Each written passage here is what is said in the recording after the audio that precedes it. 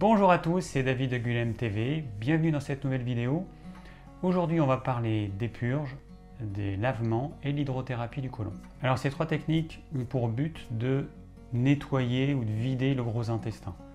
Je rappelle juste que le gros intestin c'est la fin du tube digestif, qui commence par la bouche, ensuite vous avez l'estomac, ensuite vous avez l'intestin grêle et pour finir vous avez le gros intestin.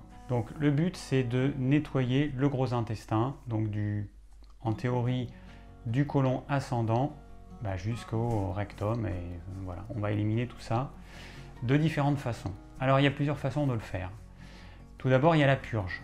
Alors la purge c'est quoi? Ça consiste à prendre quelque chose en voie interne qui va déclencher un réflexe plus ou moins violent qui va faire que le corps va expulser tout ce qu'il y a dans le gros intestin, et ça peut même commencer au niveau de l'intestin grêle. Donc ça peut être du chlorure de magnésium, du sulfate de magnésium, du citrate de magnésium, ça peut être de l'huile de ricin, ou ça peut être tout un tas d'autres produits qui vont déclencher une réaction assez violente dans le corps, et cette réaction a pour but de vider les intestins, et notamment le gros intestin. Alors ce qui se passe, c'est que le corps, il va prendre ce qu'on va avaler comme une espèce de poison en fait. C'est pas un poison, ça va pas nous tuer. Donc ce purgatif, il va créer une réaction dans le corps qui consiste à éliminer tout ce qu'il y a dans le tube digestif comme si on avait ingéré un poison. Alors, petite parenthèse, quand vous avez la dysenterie par exemple, vous allez dans un pays tropical, vous avez la dysenterie, donc vous avez probablement ingéré un aliment qui est souillé par un microbe, par une bactérie par exemple, et votre corps, il crée une réaction d'élimination qui consiste à éliminer tout ce qu'il y a dans le tube digestif, dont ce microbe. Le but c'est d'éliminer ce microbe. Si vous prenez un antidiarrhéique à ce moment-là, vous risquez d'être encore plus malade et d'être même très malade. Votre corps, il a une réaction logique qui consiste, après avoir détecté qu'il y avait un agent infectieux dans le tube digestif, il va essayer de tout vider pour éliminer l'agent infectieux. Si vous bloquez cette élimination par un antidiarrhéique, pas vous étonner après à être gravement malade. Donc attention, je ferme la parenthèse et je reviens sur les purges. Donc la purge, elle va créer un petit peu le même mécanisme, c'est-à-dire qu'on va donner au corps quelque chose qui va l'obliger à éliminer tout ce qu'il y a dans le tube digestif parce qu'il considère que ce qu'on a avalé c'était une espèce de poison, ou alors parce que ça va créer des déséquilibres électrolytiques dans le corps, avec certains minéraux qu'on va ingérer. C'est le cas souvent du magnésium, en fonction du transporteur auquel il est associé, donc du sulfate de magnésium, du chlorure de magnésium. Ce qu'il y a avant le mot magnésium, c'est ce qu'on appelle le transporteur, parce que le minéral magnésium en lui-même n'existe pas tout seul. Il est toujours associé à ce qu'on appelle un transporteur. Et suivant le type de transporteur, on aura une réaction différente dans le corps, parce que suivant le transporteur, le magnésium il sera plus ou moins assimilable par notre corps et puis par nos cellules. Donc c'est pour ça qu'il y a différents types de transporteurs, et souvent, avec un mauvais transporteur, ça va vous créer des diarrhées ou une réaction d'élimination parce que le corps ne reconnaît pas en fait ce complexe transporteur minéral, et du coup il va éliminer tout ça. Il considère que c'est quelque chose qui ou sert à rien ou qui est dangereux. Donc là en fait c'est ce qu'on fait en fait. On donne au corps ce type de substance qui va devoir éliminer. Et comment est-ce qu'il va faire? Il va prendre l'eau qu'il y a dans notre corps, parce que quand vous avez une diarrhée à la suite d'une purge, l'eau elle vient pas comme ça par magie. Il va puiser l'eau qu'il y a dans le corps, donc ça va quand même vous déshydrater. Ensuite, il va y avoir, avec cette eau qui n'existe jamais à l'état pur, je rappelle que l'eau qu'il y a dans le corps, c'est une eau colloïdale qui est mélangée avec différentes substances, des minéraux, de tout un tas de substances. Et cette eau colloïdale, elle va être envoyée dans les intestins, et donc il va y avoir une espèce de raz-de-marée qui a pour but d'éliminer tout ce qu'il y a dans l'intestin. Alors ça demande beaucoup d'eau, ça demande des minéraux, d'autres nutriments qui vont également être éliminés, ça demande de l'énergie, parce que ça demande de l'énergie de créer cette réaction, et après cette espèce de grosse contraction qui sert à éliminer tout ça. Donc il y a pas mal d'énergie nerveuse qui va être utilisée. Et pourquoi? Pour vider l'intestin. Alors dans certains cas exceptionnels, je dirais que ça pourrait avoir un intérêt. Mais personnellement, je trouve que ça n'a aucun intérêt. Pourquoi? Parce que je rappelle quand même que notre tube digestif, il est fait pour être constamment plein. Le corps, il est fait comme ça. On n'est pas fait pour prendre des douches intestinales de façon régulière. La raison est simple, c'est qu'on a un microcosme dans nos intestins, et notamment dans le gros intestin. On a des bactéries, des virus, des levures qui se développent de façon harmonieuse. Enfin, ça dépend de ce qu'on mange, ça dépend de notre hygiène de vie, de notre activité physique, mais en tout cas, c'est censé se développer de façon harmonieuse. Et donc, ça aura mis des mois, des années à ce qu'on ait un certain équilibre, et on va complètement dérégler tout ça grâce à la purge. C'est un petit peu comme si vous aviez une mare, par exemple, avec des poissons, avec des végétaux. Il y a un équilibre qui s'est créé, un équilibre harmonieux, et puis vous allez vider toute cette mare et vous allez la remplir à nouveau d'eau. Et là, quand vous allez la remplir à nouveau d'eau, c'est une eau qui est stérile, il n'y a pas de bactéries, il n'y a quasiment rien. Et donc l'équilibre qu'il y avait avant, il va devoir se reconstituer, ça va prendre un certain temps. Au niveau digestif, ou au niveau du gros intestin, c'est la même chose. Et puis la purge, c'est pas que le gros intestin, c'est aussi l'intestin grêle en fait qui va être mis à contribution. Donc vous allez évacuer toute cette flore intestinale qu'on appelle maintenant le microbiote, vous allez évacuer tout ça et votre corps, il va devoir la reconstruire. Chez quelqu'un de bien équilibré, qui a suffisamment d'énergie, ça va se faire rapidement en quelques jours. Il va reconstituer son microbiote. Ça dépend évidemment de ce que vous mangez. Si vous mangez des cochonneries, le microbiote qui va être nourri par ces cochonneries, ça va être certains types de bactéries, des bactéries qu'on va appeler des bactéries pathogènes. On va avoir aussi un appauvrissement du nombre de variétés bactériennes. Et donc tout ça, ça va faire soit qu'on va avoir un bon microbiote, soit un mauvais microbiote. Donc avant de faire une purge, il faut se demander pourquoi est-ce qu'on veut faire une purge. Si on a déjà un bon équilibre au niveau intestinal, c'est complètement aberrant. Si on a un mauvais équilibre, ça peut permettre de repartir sur une feuille blanche, mais tout dépend ensuite de votre hygiène de vie. Parce que faire une purge, si vous mangez quelque chose qui ne correspond pas à votre corps, ça ne sert à rien. Et j'ai bien dit manger quelque chose qui ne correspond pas à votre corps, aux besoins de votre corps. Ce n'est pas une question d'alimentation idéale. Parce qu'il y a des gens qui pensent que parce qu'ils mangent 100% cru, ils ont une alimentation idéale. Il y a des gens parce qu'ils pensent qu'ils sont végétaliens, ils ont une alimentation idéale. Il y a d'autres personnes qui vont penser qu'en étant végétariennes, elles auront une alimentation idéale. Et puis il y a des gens qui sont omnivores, comme moi. Je mange de tout et je mange en fonction des besoins de mon corps. Je me suis rendu compte que si je ne mangeais pas telle chose, ça me faisait défaut, ça me posait problème, je perdais du muscle, etc. Si en revanche, je mangeais trop de tel aliment, ça me pose problème. Et puis, avec les années, je me suis rendu compte de ce dont mon corps avait besoin. Donc, c'est pour ça que l'alimentation idéale, ce n'est pas celle que vous avez dans la tête, c'est celle qui se reflète à travers votre corps. Moi, il y a des personnes, quand je les regarde, je vois tout de suite que ce qu'elles mangent, ça ne correspond pas aux besoins de leur corps. Alors, peu importe ce qu'elles mangent, moi, ça m'est égal.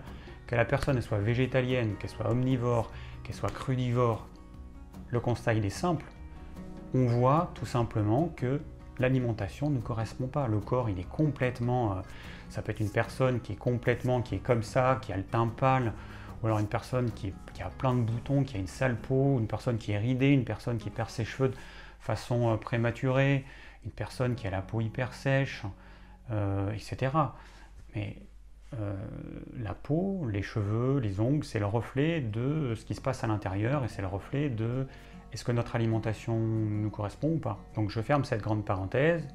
Et donc si à l'issue de cette purge, vous avez une alimentation qui ne correspond pas aux besoins de votre corps, eh bien vous allez entraîner la prolifération du même type de microbiote pathogène. Et vous allez avoir à nouveau des inconforts digestifs, des gaz, des ballonnements, des douleurs au niveau des intestins, ou au niveau du gros intestin, on appelle ça des colites. Vous allez avoir tout un tas de problèmes. Vous pouvez, alors évidemment, ça va favoriser des problèmes inflammatoires, des allergies, des problèmes de peau. Voilà, c'est infini en fait les problèmes que ça va entraîner. Mais toujours est-il que le but, c'est que vous arriviez à trouver l'alimentation qui correspond aux besoins de votre corps, pas aux besoins théoriques ou pas à l'image que vous avez d'une alimentation idéale. Parce que je me rends compte que c'est bien joli d'avoir des beaux idéaux, mais après, si votre corps il n'est pas capable d'assimiler les aliments que vous lui proposez, après c'est votre choix. Vous avez le choix de rester dans vos idéaux, c'est tout à fait louable, mais après il faut avoir conscience que vous allez abîmer votre corps de façon prématurée. Vous aurez des problèmes de santé de façon prématurée, vous serez probablement fatigué, vous aurez des douleurs, etc. Mais il faut avoir conscience de ça. Alors voyons maintenant le lavement. C'est quoi la différence entre un lavement et une purge? Donc c'est pas du tout la même chose. Alors pour faire un lavement, on va utiliser un boc à lavement. Alors hop, je déballe ça. Alors c'est quoi? Là c'est pas compliqué, hein. C'est une poche. C'est un truc en plastique. Tac, voilà, c'est une poche qu'on remplit d'eau, de tisane, de un petit peu ce qu'on veut. Ensuite vous avez un tuyau, voilà. Et puis vous avez une canule, hein, je vous laisse deviner où vous mettez tout ça, enfin en tout cas la canule. Et donc on va remplir cette poche d'un liquide, on va mettre en hauteur. Le tuyau il est branché comme ça, la canule on la met où elle doit aller. Et puis on va faire rentrer par le gros intestin, on va faire rentrer ce liquide. Alors ce liquide évidemment il sera à température du corps, même un peu plus élevée. Pour faire un lavement ainsi, vous prenez votre température et que ça fait 37-38 degrés, et bien pour faire un lavement pour que ce soit agréable, moi par exemple ce que je préfère c'est 42 degrés et du coup bah voilà, après c'est à vous de voir. Alors il y a un truc qui est hyper pratique, c'est ça, c'est un petit pistolet infrarouge, hein, et ça permet de mesurer la température de l'eau. Donc si vous faites dans une casserole de l'eau, hop, vous mettez comme ça, hop, ouais. Voilà, et à 21 degrés.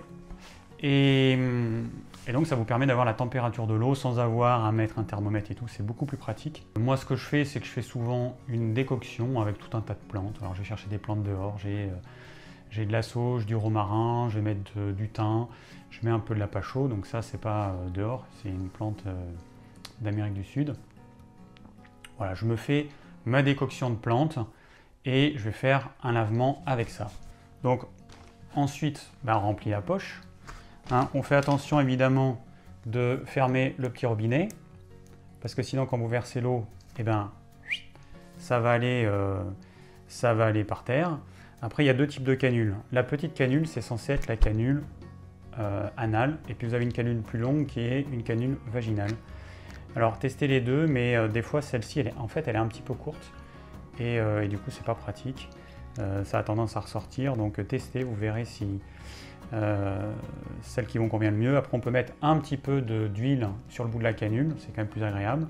On peut utiliser de l'huile de coco par exemple. Et voilà, et puis ensuite, c'est pas compliqué, vous avez un petit robinet qui vous permet de pouvoir varier le débit. Et du coup, au début forcément quand vous n'êtes pas habitué, c'est pas très agréable. Et puis assez rapidement avec l'habitude, ça se fait tout seul. Alors vous avez deux façons de faire les lavements. Soit vous faites un lavement complet, soit vous faites un demi-lavement. Alors le lavement complet, on va remplir quasiment le boc de façon complète. Donc entre 1,5 litre et 2 litres d'eau. Et donc on va envoyer tout ça dans le gros intestin. Donc on se met sur le côté droit. Hein, on est un peu en chien de fusil sur le côté droit. Et puis on laisse pénétrer le liquide dans le gros intestin.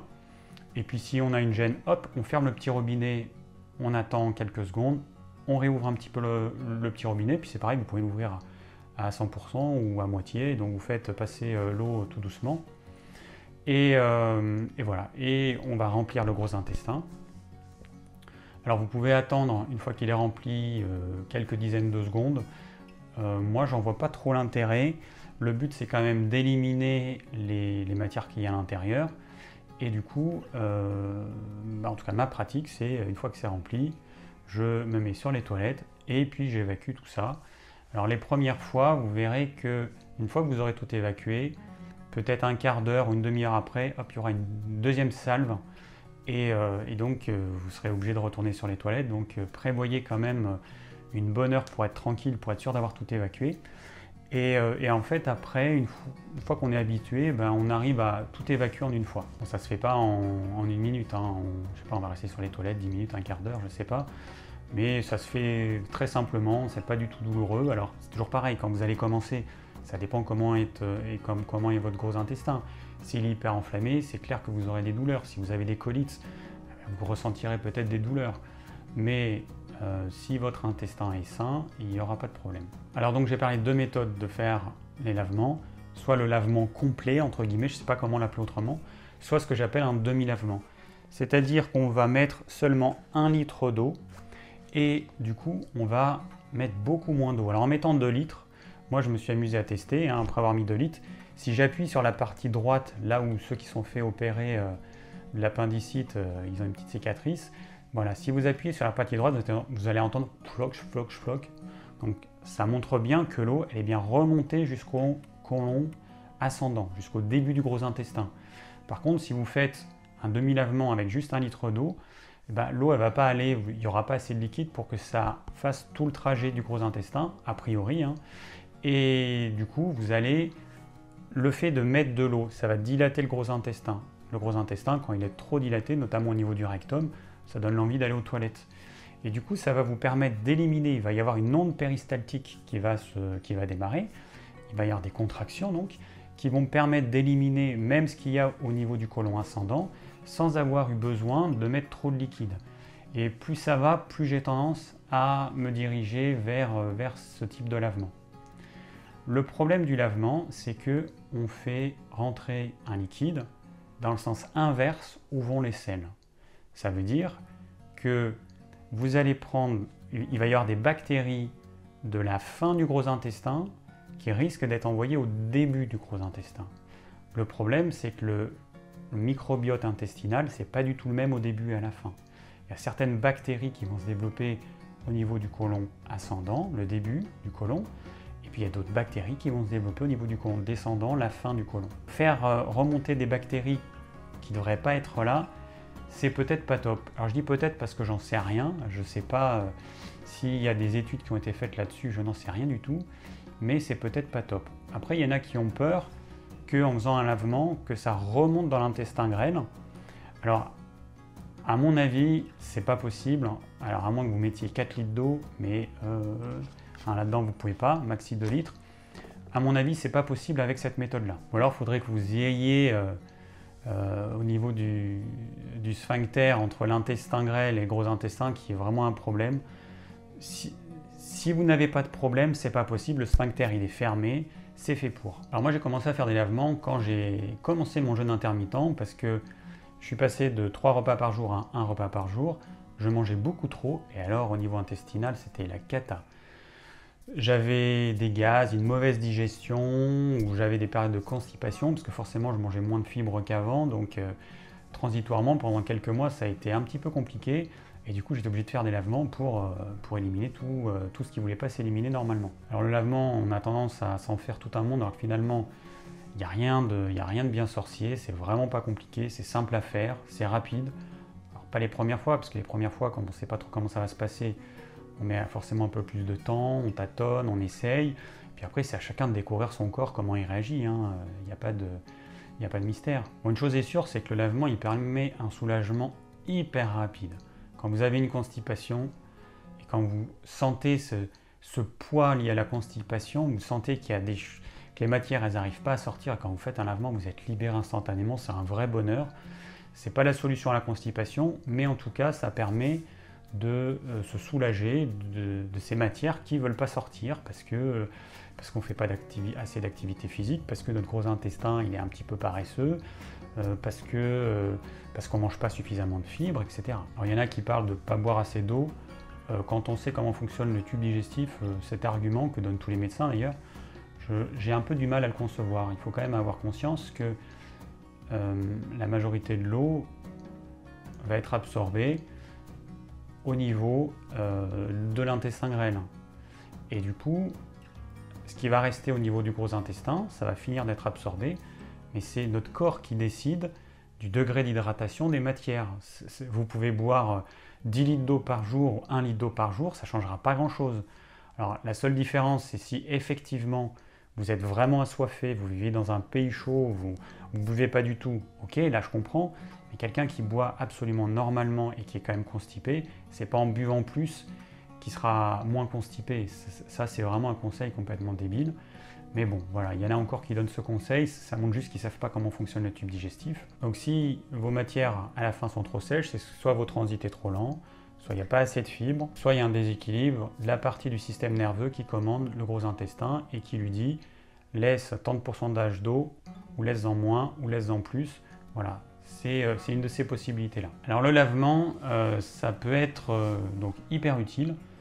Et puis, il y a des gens qui peuvent être accros au lavement, qui peuvent, comme les personnes qui vont se laver 10 fois, 20 fois, 50 fois les mains dans la journée, il y a des personnes qui vont avoir le besoin de se nettoyer intérieurement. Donc ce besoin d'être toujours propre à l'intérieur, à mon avis, c'est vraiment pathologique, c'est pas du tout normal.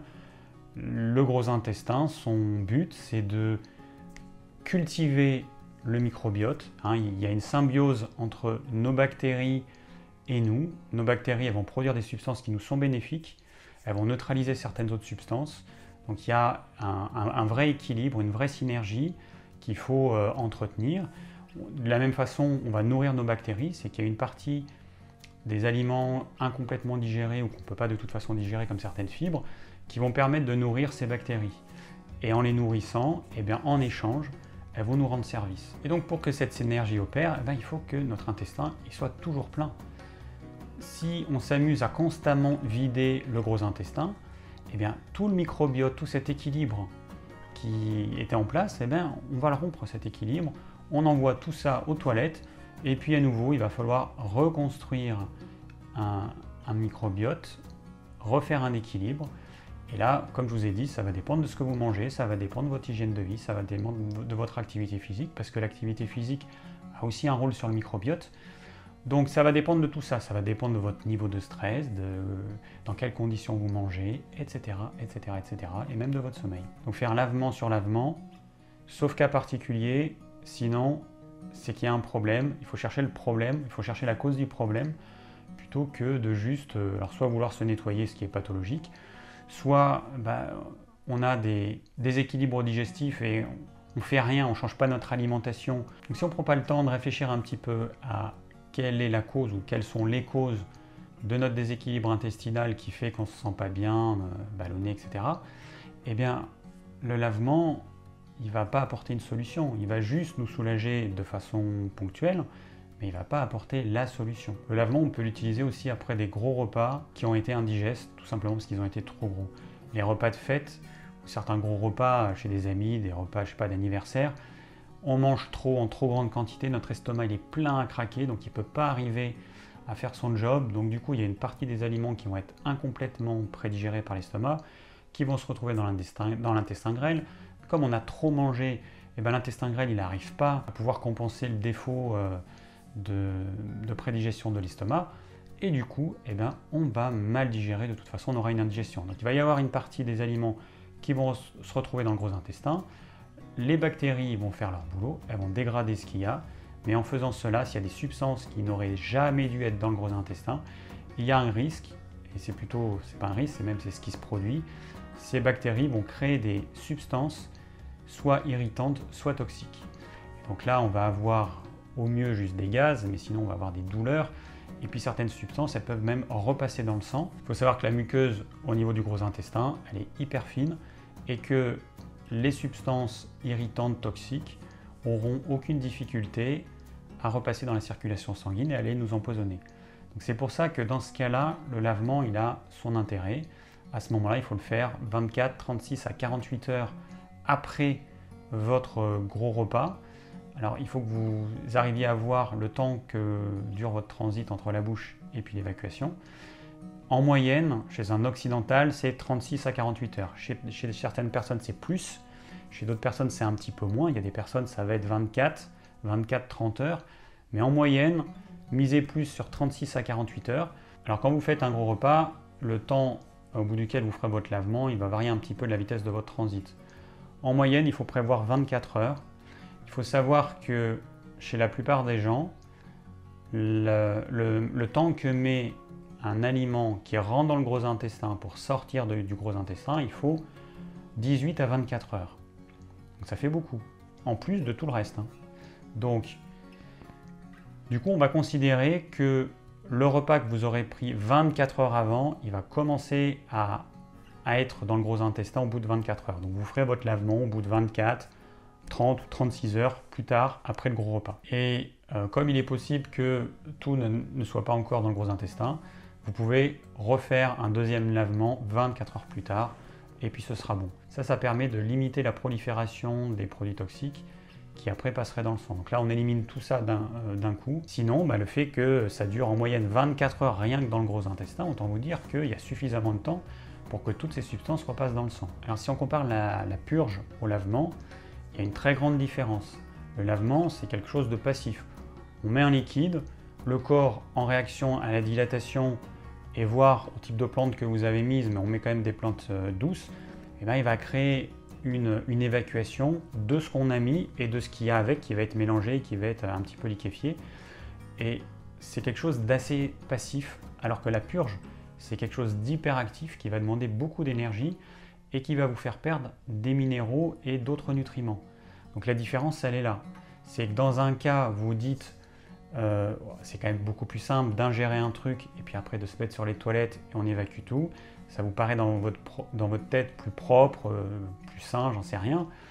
Mais c'est quelque chose qui va vous déminéraliser, qui va vous fatiguer. Une purge, après une purge, vous avez un coup de fatigue et c'est tout à fait normal. Ça demande beaucoup d'énergie. Donc les personnes qui sont faibles, qui ont peu d'énergie, je vous déconseille les purges. Faites plutôt un lavement, ça vous demandera beaucoup moins d'énergie et vous éviterez de perdre inutilement tous ces minéraux que vous avez peut-être du mal à trouver dans votre alimentation et du mal à assimiler. Alors ensuite, on va aller à un autre niveau. Alors il y a un truc qui s'appelle la planche colonnette, si mes souvenirs sont bons. Bernard Clavière qui la conseille. Alors c'est un truc que vous mettez sur un truc en plastique que vous posez sur les WC et vous avez un bidon de 20 litres dans lequel vous allez mettre de l'eau. Alors toujours pareil, c'est comme un lavement, mais ça se rapproche plus de l'hydrothérapie du côlon. Et là, vous allez envoyer de l'eau par une canule, et puis ça va s'évacuer, puis vous allez en renvoyer, et puis ça va s'évacuer. Et là, c'est plutôt un nettoyage décapant. Alors ça reste un lavement, mais sauf que là, on décape. Alors bon, Bernard Clavière, lui, il conseille ça. Moi, je ne le conseillerais pas. Je vois pas l'intérêt. Enfin, je vois pas l'intérêt en fait. Quand on a compris l'intérêt du microbiote, que ça prend quand même un certain temps à ce qu'il y ait un certain équilibre qui se mette en place, qu'il y ait une synergie entre ce microbiote et nous, et vouloir décaper notre gros intestin, à la fin il n'y aura strictement plus rien. À la fin, il y a de l'eau claire qui coule, il n'y a plus aucune matière et il n'y a plus rien. Donc moi je me dis que ça peut être dangereux parce qu'il suffit qu'il y ait une petite bactérie pas très sympa qui soit par là et qui se développe. S'il n'y a pas les autres bactéries qui normalement sont censées faire les gendarmes et nous protéger contre le développement de ces bactéries pathogènes, on peut choper un petit peu tout et n'importe quoi. Chez certaines personnes, il n'y aura rien. Chez d'autres personnes, malheureusement, il pourra y avoir la prolifération d'un mauvais microbiote. Alors après, je ne pense pas qu'il y ait le risque que, même en mettant toute cette eau, que ça remonte au niveau de l'intestin grêle, à moins que vous balanciez tout, vous serriez les fesses. Et alors à ce moment-là, oui, il y a un risque, mais le but de cette méthode, c'est quand on sent les contractions, hop, on élimine, et après on rebalance de l'eau et on élimine. Le but, c'est pas de charger à bloc la bourrique et de remplir à fond, non, c'est vraiment pas le but. Et là, vous risquez quand même des problèmes assez graves. Donc, faites pas n'importe quoi. Cette technique, moi, je l'ai jamais testée.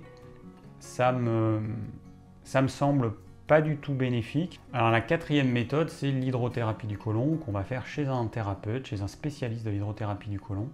Donc attention, il y a des bons spécialistes et des mauvais, il y en a qui sont plus ou moins bien formés.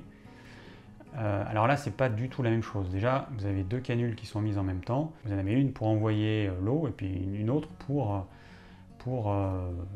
absorber les matières qui vont être évacuées. Alors là, c'est vraiment du décapage, ça dure un certain temps. Ça dure, je ne sais pas combien de temps ça dure, 1 heure, voire plus. C'est assez long, ça se fait tranquillement, c'est pas le problème. Mais par contre, pour avoir parlé à des personnes qui ont fait ça, c'est vrai qu'après, on peut se sentir fatigué et il va falloir peut-être un certain temps pour se remettre sur pied. Donc c'est un petit peu comme ce que j'ai dit avec la planche colonnette, c'est que là, en fait, on va décaper le gros intestin, on va tout vider. Alors peut-être que vous avez déjà vu des photos des espèces de lambeaux de peau qui s'éliminent durant l'hydrothérapie du côlon. Bon, j'imagine que ça doit être vrai, ça doit exister. Je ne sais pas si c'est un canular ou quoi. Moi, j'en ai entendu parler pendant mes études de naturopathie. Après, il y en a certains qui disent que c'est des choses que les personnes qui font une hydrothérapie du côlon prennent avant, des espèces de mucilage à base de farine de graines de lin par exemple, qui après formerait un gel et créerait ces peaux. Moi, je n'en sais rien du tout. Je ne sais pas, il faudrait analyser ces peaux, j'en sais rien. Ce qui me paraît quand même bizarre, c'est que la muqueuse intestinale, elle est renouvelée très fréquemment. Il faut savoir qu'une cellule de l'intestin grêle a une durée de vie de 2 à 5 jours. Une cellule du gros intestin, c'est 4 à 6 jours. Ça veut dire qu'en moins d'une semaine, les cellules vont être renouvelées de la muqueuse intestinale. Donc je vois difficilement comment il pourrait y avoir cette espèce de peau qui ressemble un peu à un morceau de pneu. Physiologiquement, j'ai du mal à le concevoir. On imagine le tube digestif comme un tuyau inerte, mais ce n'est pas du tout le cas. Il y a déjà des muscles qui permettent au tube digestif de se contracter, et puis il y a les cellules qui vont se renouveler très fréquemment. Et comment est-ce qu'il pourrait y avoir un dépôt épais, je ne sais pas comment, de plusieurs millimètres, qui se dépose et qui bouche les intestins? Moi, c'est quelque chose, j'ai vraiment du mal à concevoir. Donc, si certains ont eu ça, n'hésitez pas à me le mettre en commentaire, parce que ça me permettra d'avoir un témoignage de personnes qui ont fait, je sais pas, une hydrothérapie du côlon et qui ont ressorti ce type de truc, mais qui n'ont pas pris des substances qui pourraient, avant l'hydrothérapie, qui pourraient créer ces espèces de morceaux de je sais pas quoi, hein, de peau morte, j'en sais rien. Pour moi, l'hydrothérapie du côlon, c'est vraiment un acte médical. C'est dans des cas particuliers que je ne saurais même pas définir. Je ne sais même pas pourquoi on devrait faire une hydrothérapie du côlon. Il y a des thérapeutes qui vont conseiller de faire ça une fois par an, une fois tous les 2 ans. Bon. Moi, sauf exception, parce qu'il y a toujours des exceptions, mais ce n'est pas quelque chose que je recommanderais. Parmi les 4 façons de nettoyer son gros intestin, celle que je vais recommander, ça va être le lavement ou le demi-lavement. C'est vraiment celle qui va respecter le mieux le microbiote, qui va éviter de trop décaper notre gros intestin, parce qu'il n'est pas du tout fait pour être décapé. Après, de façon ponctuelle, pour quelqu'un qui a vraiment des gros problèmes au niveau du gros intestin, pourquoi pas de faire un truc qui décape une fois, mais bon, encore une fois, il faut voir au niveau des résultats ce que ça va donner. J'imagine que certains l'ont fait, évidemment. Est-ce que ça vous a apporté quelque chose après? Est-ce que vous avez mis du temps à vous remettre de ce nettoyage du gros intestin en profondeur? N'hésitez pas à partager ça dans les commentaires, parce que moi, ça pourra m'aider à voir un petit peu tout ce qui a pu être fait, et puis vos expériences pourront aider d'autres personnes. Donc en conclusion, pourquoi vouloir nettoyer son gros intestin? Il faut déjà avoir une raison qui tienne la route. Il ne faut pas imaginer que notre gros intestin est sale, parce que il est ce qu'il est, hein. Le gros intestin, il est là pour réceptionner tout ce qui n'a pas été correctement digéré ou tout ce qui ne peut pas être digéré. Ces substances vont servir à nourrir le microbiote. Ce microbiote va produire des substances en fonction de ce qu'il a reçu, des substances intéressantes pour nous ou des substances qui sont moins intéressantes, voire irritantes ou toxiques. Donc avant de faire un lavement, assurez-vous que vous en avez vraiment besoin, sinon ça ne sert à rien. Si vous faites des lavements parce que vous êtes constipé, le lavement ce n'est pas une solution. Ça va vous soulager de façon ponctuelle, mais il faut vraiment que vous arriviez à retrouver un transit naturel sans avoir besoin d'avoir recours tous les 3 jours à un lavement. Ce n'est pas du tout normal. Donc si c'est ponctuel, parce que vous avez un changement alimentaire complet, comme moi je l'ai eu avec le jeûne intermittent, ok. Hein, pendant quelques mois, vous rééquilibrez, ok. Mais ne faites pas ça pendant trop longtemps, parce que ça va complètement vous déséquilibrer, ça va vous affaiblir. Si vous avez des problèmes de constipation, utilisez de l'ispagule, hein, l'ispagule psyllium blond. C'est vraiment ce qui fonctionne le mieux, c'est doux, c'est une fibre qui forme un mucilage et qui va rester à l'état de gel tout au long du tube digestif, enfin, tout au long du transit digestif. Donc le psyllium, oui, donc si vous êtes constipé, c'est ce que je vous recommande en premier. Idéalement, ce serait quand même d'arriver à avoir une alimentation suffisamment équilibrée pour ne pas en avoir besoin, manger suffisamment de fibres, du riz complet, enfin des céréales complètes, des légumes avec des fibres solubles, donc ça vous allez trouver plutôt dans les fruits, et puis des fibres insolubles que vous allez trouver plutôt dans les légumes ou dans les céréales. Voilà, donc le but c'est ça, le but c'est que vous ayez besoin de rien. Mais si ce n'est pas suffisant, et bien à ce moment-là, il ne faut pas hésiter à avoir recours au psyllium qui peut être consommé de façon continue sans aucun problème. Par contre, Je vous déconseille de consommer du son de blé comme certains le font ou l'ont fait. Ça peut être irritant. Et puis après, ne consommez pas non plus trop de fibres. Les fibres elles vont être irritantes si vous en consommez trop. Ce qui va se passer, c'est que vous allez enflammer votre tube digestif et notamment votre gros intestin. Vous allez avoir la prolifération en quantité trop importante de certaines bactéries qui vont produire certaines substances qui peuvent être pas top. Et donc, ça, c'est pas la solution. Donc, l'insuffisance et l'excès, c'est pas la solution. Il faut trouver votre équilibre. Bon, et après, sans rentrer dans les détails, mais quand vous allez aux toilettes, normalement, ça doit se faire tout seul. Ça ne doit pas avoir une odeur désagréable. Et puis, vous ne devez pas avoir besoin de papier, en fait. Si vous avez besoin de papier, c'est que vos matières, elles sont trop collantes, trop liquides. C'est pas du tout normal. Donc, ça veut dire qu'il y a un déséquilibre au niveau du gros intestin qui ne fait pas bien son boulot, ou alors que votre microbiote intestinal n'est pas du tout équilibré, mais c'est pas normal. Idéalement, on ne doit pas avoir besoin de papier. Quand on s'essuie, il n'y a rien, c'est juste pour vérifier, mais il n'y a rien ou il n'y a quasiment rien. Ça doit être votre test à vous pour savoir si votre transit il se passe bien.